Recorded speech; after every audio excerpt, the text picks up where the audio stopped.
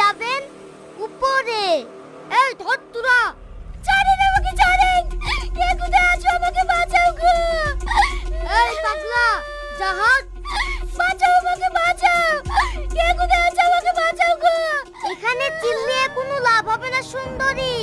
এখানে এমন কোনো লোক নাই যে তোকে বাঁচাবে। আমি যে কত বড় হারামি সেটা তুই এখন হারে হারে টের পাবি। আমার ভাই থাকবে জেলে আর তুই ভাবছি অ্যাশ করবি।